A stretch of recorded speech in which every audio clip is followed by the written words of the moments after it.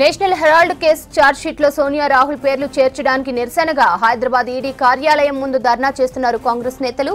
మోదీ సర్కార్ తమ పార్టీ అగ్రనేతలపై కుట్రపూరితంగా వ్యవహరిస్తోందని ఫైర్ అవుతున్నారు. ప్రజా సమస్యలపై దృష్టి మళ్లించడానికి కేంద్రం ప్రయత్నిస్తోందని ఆరోపిస్తున్నారు.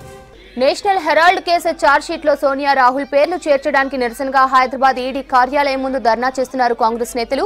మోదీ సర్కార్ తమ పార్టీ అగ్రనేతలపై కుట్రపూరితంగా వ్యవహరిస్తోందని ఫైర్ అవుతున్నారు. ప్రజా సమస్యలపై దృష్టి మళ్లించడానికే కేంద్రం ప్రయత్నిస్తోందని ఆరోపిస్తున్నారు.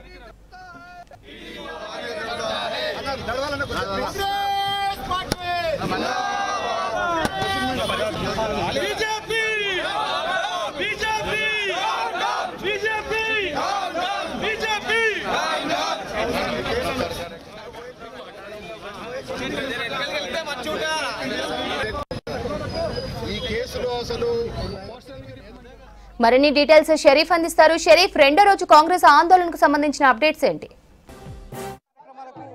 కాలిచ్చారు. ఇవాళ పిసిసి నేతృత్వంలో పిసిసి ఆధ్వర్యంలో ధర్నా కొనసాగుతోంది. ఈడీ ప్రధాన కార్యాలయం వద్ద ధర్నా కొనసాగుతోంది. విజువల్లో మనం చూడొచ్చు. రాష్ట్ర కూడా మరి కాసేపు చేరుకోబోతున్నారు. తెలంగాణ ఏఐసిసి ఇన్ఛార్జ్ మీనాక్షి నటరాజన్ 11 గంటల ప్రాంతంలో ఇక్కడికి చేరుకోబోతున్నారు. పిసిసి చేరుకోబోతున్నారు. ఇప్పటికే 2 మంత్రులు కూడా చేరుకున్నారు. వివిధ కార్పొరేషన్ సంబంధించినటువంటి చైర్మన్లు కూడా చేరుకున్నటువంటి పరిస్థితి కనిపిస్తోంది. ప్రధానంగా దర్యాప్తు సంస్థలన్నీ కూడా కక్షపూరితంగా రాజకీయ దురుద్దేశంతోనే రాహుల్ గాంధీ, సోనియా గాంధీ పైన ఈ రకమైనటువంటి కేసులను నమోదు చేస్తున్నారు. ఈడీ దర్యాప్తు సంస్థలు రాజకీయంగా చర్యలో భాగంగా ఇదంతా కూడా చేస్తున్నారు అనేది కూడా ప్రస్తుతం వీళ్ళంతా కూడా చెప్తున్నటువంటి సిచ్యువేషన్ అయితే మనకి కనిపిస్తోంది. సో మంత్రి ఉన్నారు, పొన్నం ప్రభాకర్ కూడా ఉన్నటువంటి పరిస్థితి అయితే మనకి కనిపిస్తోంది. సో వాళ్ళతో ఒకసారి మాట్లాడదాం.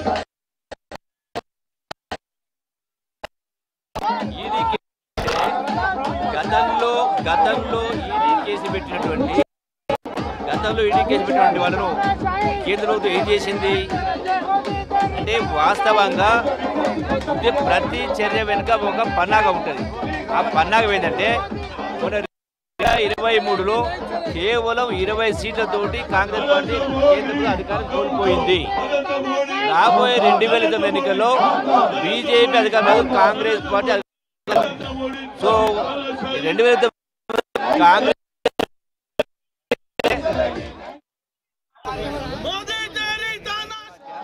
తప్పకుండా ప్రతిఘటిస్తాం, పోరాటం చేస్తాం.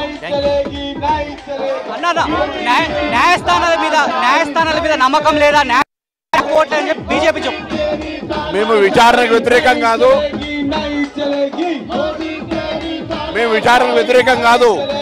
మేము వేధింపులకు వ్యతిరేకం. వేధింపులు జరుగుతున్నాయని ప్రజాస్వామ్యంలో ప్రజలకు చెప్పే ప్రయత్నం చేస్తున్నాం.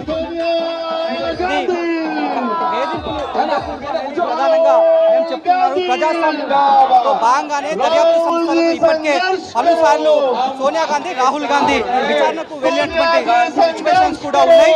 అన్ని సమాధానాలు చెప్పినప్పుడు కూడా రాజకీయ దురుద్దేశంతోనే ఇబ్బంది పెట్టే ప్రయత్నాలు చేస్తున్నారనే అంశాలైతే కాంగ్రెస్ శ్రేణులు చెప్తున్నటువంటి పరిస్థితి. మరికాసేపట్లోనే పిసిసి మహేష్ గౌడ్ ఇక్కడి అమరవీరుల స్థూపం వరకు చేరుకున్నారు. అక్కడి నుంచి ర్యాలీగా ఈడీ ప్రధాన కార్యాలయం బషీర్బాగ్ లో ఉన్నటువంటి ఈడీ ప్రధాన కార్యాలయం ర్యాలీగా వచ్చిన తర్వాత ఈడీ కేసు, సిబిఐ కేసుకు సంబంధించి ఉద్దేశించి ఆయన మాట్లాడే సిచ్యువేషన్ అయితే కనిపిస్తోంది. ప్రధానంగా ఈ కేసులను మాత్రం రాజకీయ దురుద్దేశంతోనే చేస్తున్నాము.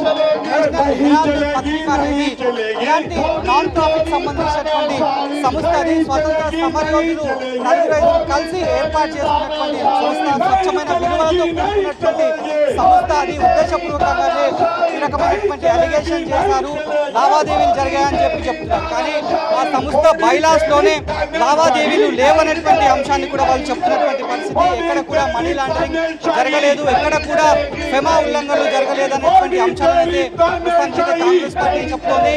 ప్రధానంగా ఈ కేసులను మాత్రం న్యాయస్థానం పరంగా ఎదుర్కొంటామనేటువంటి అంశాన్ని ఇప్పటికే కాంగ్రెస్ శ్రేణులంతా కూడా చెప్తున్నారు. నిన్న కూడా జిల్లా వ్యాప్తంగా డీసీసీలంతా కూడా డిస్ట్రిక్ట్ కాంగ్రెస్ ప్రదేశ్ సంబంధించినటువంటి వాళ్ళంతా కూడా ధర్నా చేసిన తెలిపినటువంటి పరిస్థితి. ఇవాళ ఏఐసీసీ పిలుపు మేరకు రాష్ట్ర నాయకత్వం అంతా కూడా నిరసన తెలుపుతున్నారు. ఏఐసీసీ పిలుపు మేరకు నిరసన తెలుపుతున్నటువంటి పరిస్థితి కనిపిస్తుంది. ఇక్కడ ఎలాంటి ఇబ్బంది కలగకుండా పోలీసులు పూర్తి స్థాయిలో బందోబస్తు ఏర్పాటు చేశారు. ట్రాఫిక్ ఎన్ఫోర్స్మెంట్ కూడా అయినటువంటి పరిస్థితి. ప్రధాన అవడంతో ఎలాంటి ఇబ్బంది కలగకుండా ట్రాఫిక్ ఎలాంటి సమస్య రాకుండా మాత్రం పూర్తి స్థాయిలో డిప్లాయ్ చేసినటువంటి సిచ్యువేషన్ అయితే మనకు కనిపిస్తుంది. Vote studio.